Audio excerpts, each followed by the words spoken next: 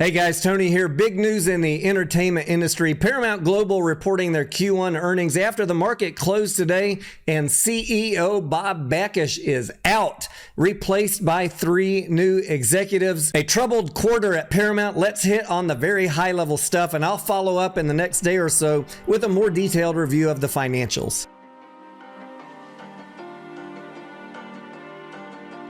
Right into the key news here. As reported by Barron's, CEO Bob Bakish is out. I did listen to the earnings call. It was brief. The company has severed ties with the CEO amid a leadership reorganization and ongoing merger discussions. Paramount said that it has formed an office of the CEO to be run by 3 senior company executives: CBS President and CEO George Cheeks, Chris McCarthy, President and CEO of Showtime and MTV, and Brian Robbins, the CEO of Paramount Pictures and Nickelodeon. Paramount says that the 3 will work closely with Chief Financial Officer Naveen Chopra and the board of directors. Bob Bakish had been with Viacom since 1997, taking on increasing seniority roles across the company's operations, becoming CEO of Viacom in 2016 and the CEO of the combined company in 2019. The board goes on to thank Bob for all of his contributions and wishing him all the best. Some of you might know that Paramount has been struggling a little bit recently and is currently in merger talks with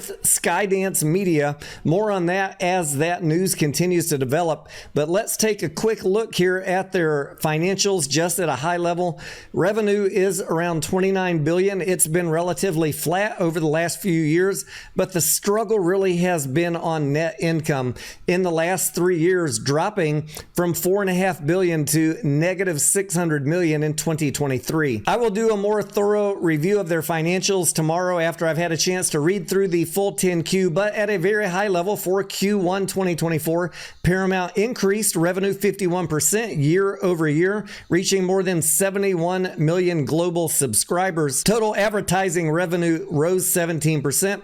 Total company revenue increased 6%, $260 million of net operating cash flow, and $209 million of free cash flow in Q1. The number that we are looking at here, though, is still a net operating loss for Q1, $417 million loss. And as I'm reading this, I got to question what they mean up here when they say increased revenue 51%. When I'm looking at these numbers, I see increased revenue year over year 6%.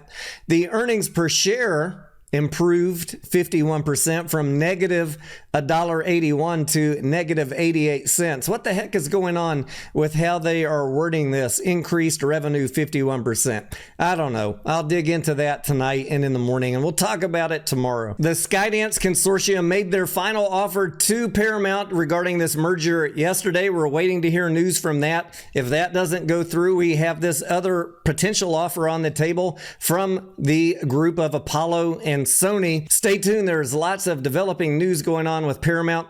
I'm going to dig through these financials, look at their balance sheet and their income statement, and I will do a more detailed follow-up with you guys tomorrow. Meanwhile, I want to hear from you. Let me know what you think about the struggles at Paramount, this potential merger opportunity, and the CEO stepping down. I am Tony Denaro, and I will see you on the next video.